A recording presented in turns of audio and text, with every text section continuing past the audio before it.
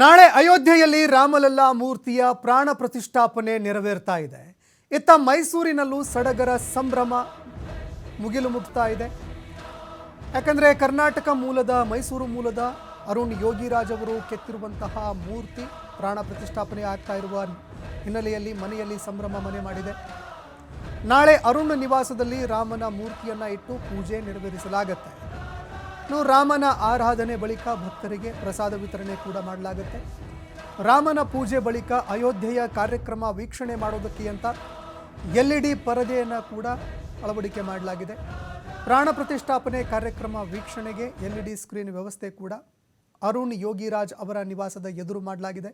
ಇನ್ನು ಅದೇ ರೀತಿಯಾಗಿ ದೀಪಾಲಂಕಾರದಿಂದಾಗಿ ಶಿಲ್ಪಿ ಅರುಣ್ ಯೋಗಿರಾಜ್ ಅವರ ಮನೆ ಕಂಗೊಳಿಸ್ತಾ ಇದೆ. ಇನ್ನು ಶಿಲ್ಪಿ ಅರುಣ್ ಯೋಗಿರಾಜ್ ಅವರ ಮನೆಯ ಮುಂಭಾಗದಲ್ಲಿ ಅಭಿಮಾನಿಗಳು ಫ್ಲೆಕ್ಸ್ ಹಾಗೂ ಬ್ಯಾನರ್ಗಳನ್ನು ಅಳವಡಿಕೆ ಮಾಡಿದ್ದಾರೆ. ಅವರಿಗೆ ಅಭಿನಂದನೆಗಳನ್ನು ಸಲ್ಲಿಸಿದ್ದಾರೆ.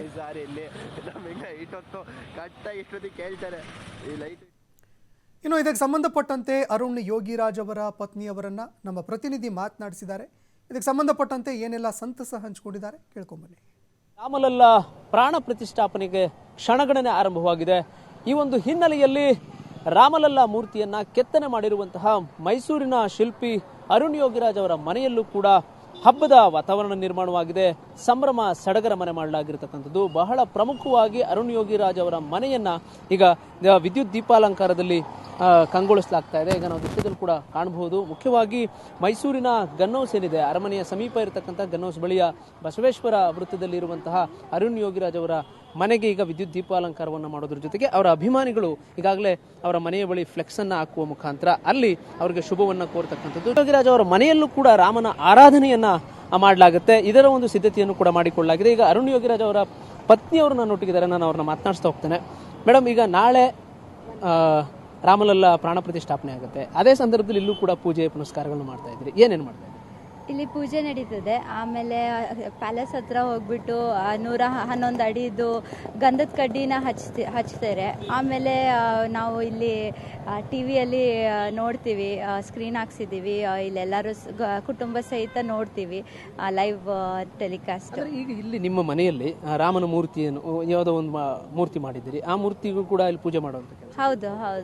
ಇಲ್ಲಿ ಒಂದು ಮಾಡಿ ಇಟ್ಟಿತ್ತು ಮುಂಚೆ.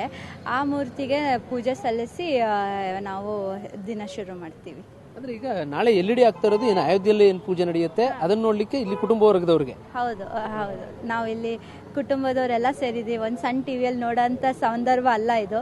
ಸೊ ಎಲ್ಲ ದೊಡ್ಡದು ಆಚರಣೆ ಮಾಡೋಣ ಅಂತ ಎಲ್ಲ ವ್ಯವಸ್ಥೆ ಮಾಡ್ಕೊಂಡಿದ್ದೀವಿ. ಈಗ ಮನೆಯೆಲ್ಲ ಈ ತರ ಅಲಂಕಾರ ಆಗಿದೆ, ವಿದ್ಯುತ್ ದೀಪಗಳನ್ನು ಬಿಟ್ಟಿದ್ದಾರೆ, ಜೊತೆಗೆ ಅಭಿಮಾನಿಗಳೆಲ್ಲ ಬರ್ತಿದ್ದಾರೆ, ಮನೆಯವ್ರನ್ನ ಸನ್ಮಾನ ಮಾಡುವಂಥದ್ದು ಇರ್ಬೋದು, ನಿಮ್ಗೆ ಶುಭ ಕೋರ ಈ ಥರದ್ದು ಎಲ್ಲ ಕೆಲಸ ಆಗ್ತಾ ಇದೆ ಅಂತೇಳಿ ಅರುಣ್ ಅವ್ರಿಗೆ ಹೇಳಿದ್ರೆ ಹೇಗೆ? ಹೇಳಿದ್ವಿ. ಅದೇ ಇದೆಲ್ಲ ನೋಡ್ಬಿಟ್ಟು ಅವ್ರಿಗೂ ಸಂತೋಷ ಆಗ್ತಾ ಇದೆ.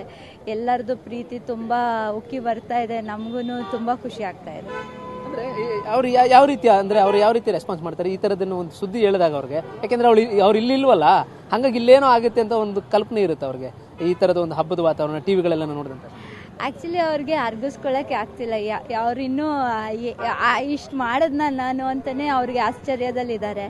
ಅದೇ ಬಂದಾಗ ಅವರು ಎಲ್ಲ ನೋಡಿದಾಗ ಈಗ ಯಾರ ಹತ್ರನೂ ಮಾತಾಡಿಲ್ಲ, ಹೊರಗೂ ಬಂದಿಲ್ಲ ಅಂತೆ.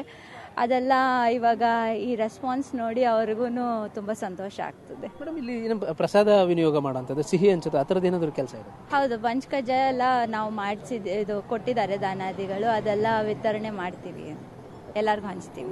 Thank you.